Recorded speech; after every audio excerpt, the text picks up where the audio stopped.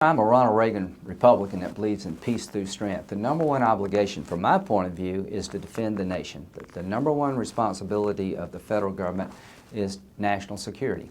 The Congress, in its infinite wisdom, and I know that doesn't go together in a sentence, has come up with this idea that the super committee's failure, they're supposed to cut $1.2 trillion out of the budget over the next decade, which is a small piece of what we'll be in debt for. We're $16 trillion in debt and adding trillions every year. But remember the super committee?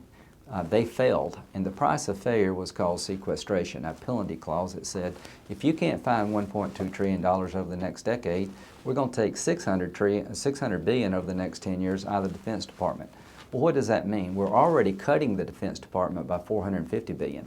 When you look at historical averages in terms of what we spend on defense, we're really on the low end of spending at a time when our threats are increasing. Threats from radical Islam, threats from an Iranian attack on Israel and Iran with a nuclear weapon, a very aggressive China. Is now the time to devastate the Defense Department? Here's what our Defense Secretary said about sequestration. If you pull the trigger and go ahead and implement these $600 billion cuts on top of the $450 billion we're already agreed to, $1 trillion over the next decade, we'll have the smallest Navy since 1915, the smallest Army since 1940, and the smallest Air Force in history. In other words, we'd be shooting ourselves in the head as a nation, according to our Secretary of Defense. Every military commander says that this plan to cut defense by $600 billion on top of what we've already done over the next decade will destroy the finest military in the history of the country at a time we need it the most. Please call your member of Congress and find a way to reduce spending without destroying the military.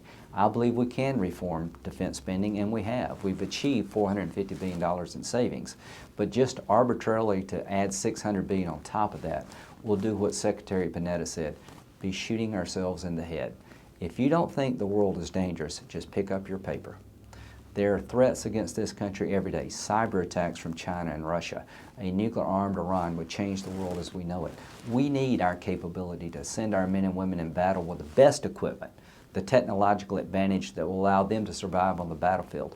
No more should we send people to war without the proper armor or equipment. Those days should be behind us. So if you believe, as I do, that the number one job of the federal government above all else is to defend this nation, please get on the phone and call your member of Congress and tell them, stop sequestration. Find another way to reduce spending without destroying the military.